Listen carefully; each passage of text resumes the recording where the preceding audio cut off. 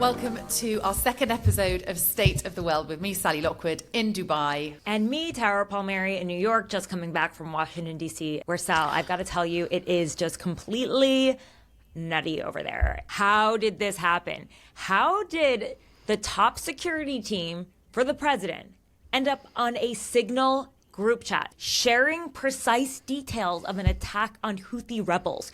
And then the National Security Advisor, Mike Waltz, just so happens to include a journalist, a very prominent journalist, Jeffrey Goldberg. That's how unsecure this messaging was. Before we get into it, how gutted were you that you weren't added to the messaging? You know, it's funny. I did find Mike Waltz's number in my phone yesterday. I was like, damn it, why wasn't it me? I wrote a piece. I have a theory. Why? I have a theory. So everyone's been saying, oh, how did Jeffrey Goldberg get added to this group? Well, Jeffrey is kind of close in the alphabet to J.D. Vance, right? Oh. And I was thinking, Tara, probably the closest person would have been Tulsi Gabbard, right? Too far away. But seriously, in the group, there were 18 people, including Mike Waltz. Now, the group was called the Houthi PC Small Group. PC stands for Principals Committee, which essentially means the top team when it comes to some big military operation. The group was that big. It was like sending out a mass email and not knowing who's on the chain. It was really done so recklessly. And it almost seemed like Pete Hegseth was like kind of showing off the details, like, look, boom, here, this person walking into his mistress' house. He was so proud that he was able to execute a war plan like this, because before that he was kind of just like a regular infantry guy, and then he went on to Fox News. It was almost like a boastful thing. You know, I was speaking to John Bolton, who was Trump's former national security advisor, and he said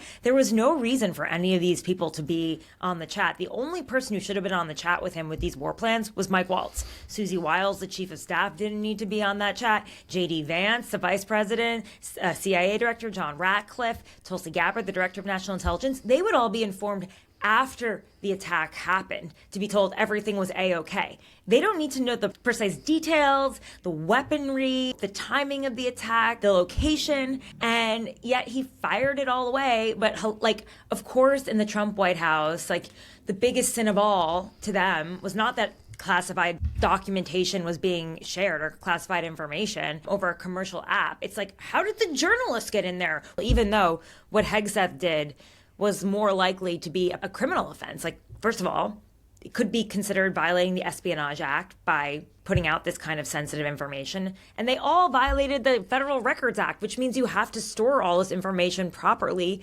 into the National Archives. Just to be clear, absolutely no one's head has rolled for this, right, Tara? No one's been fired, no one's lost their job, and potentially the thing that might actually cost someone their job more than breaching national security, the fact that they had a Trump critical reporter on their phone and then added them to this group chat. Even in Pyongyang, you would get fired for this. Like, I don't know a single capital around the world. Do you know a place where you could do this and not get fired? Something that really stood out to me were the emojis, the language, the casual nature of it, the lack of knowledge when it comes to operational security, which, by the way, Jeffrey Goldberg showed far more knowledge when it came to what should and shouldn't be made public. When I spent 6 months embedded with the military in Afghanistan, it was drilled into me as a journalist what was operational security, and you knew what you could and couldn't publish. Right. I'll give you an example. There was one incident, there was really extreme weather, an enormous hailstorm,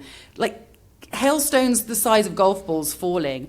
Every single aircraft and helicopter that was not covered that night when that hailstorm hit in Kandahar was essentially damaged so badly that they couldn't be flown. It was a huge story. We were told that was operationally sensitive. It was OPSEC. We were not allowed to report that because it would give the Taliban a huge advantage. They'd be out planting IEDs, which would endanger British, American, Danish allied troops on the ground. Yeah.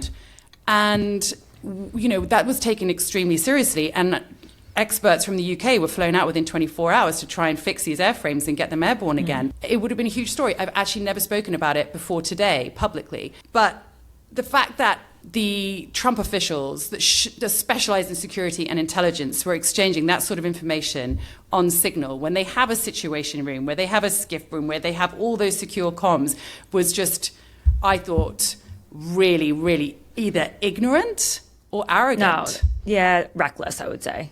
I spoke to a former national security advisor, official, on the record, actually. He said, when this kind of information is transmitted through a situation room, we have, conference calls that are secured lines. We don't transmit this kind of information lightly. For a full 24 hours after this broke, there was no question that it was classified information. This is just Trump world spin trying to say it wasn't top secret information. But it doesn't fly. People are smarter than that. I think that the American people are smart enough to know. And I think the gaslighting just makes them look worse. This is obviously top secret info. If it got in the hands of the wrong person before the strike, it would have gone completely haywire. So it's really interesting because I've actually spoken to a senior member of the US intelligence community. He was absolutely damning about what's happened. He described it as amateur hour.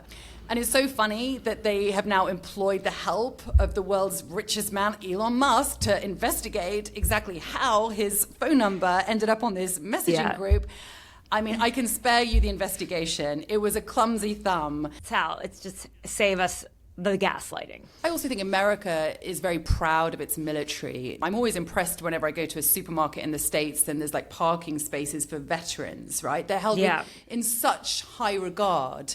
Will that element that potentially American military personnel's lives could have been put at risk here, will that resonate even with Trump supporters? Oh, absolutely, Sally. The polling so far that's come back is just like anger and incompetence across the board because, like you said, this is a red state story too. It affects everyone. It's an easy to understand story. Like, our troops could have been in danger because our top national security officials are like playing footsie with top secret information, which actually, Sally, I mean, what are people saying in the capitals around the world about this? Because I can only imagine. Before we get onto the international reaction, just one last line from this CIA source who said to me, this is just the instance that we know about. If they're using a commercial messaging app to talk about airstrikes over Yemen, what else have they done that we don't know about? And he also said to me, if I was an ally of the United States, I'd be really asking myself if I could trust America right now.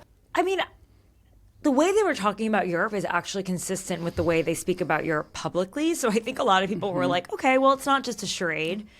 Sure. When J.D. Vance goes into a crowd and berates European leaders, like, he actually loathes them. L-O-T-H-E caps. Loathes the Europeans. It's actually consistent. Even if you don't agree with it, it's one of the more refreshing aspects of that conversation is that actually what they say publicly is how they feel privately. Here's some reaction I've had from a source who works inside UK intelligence.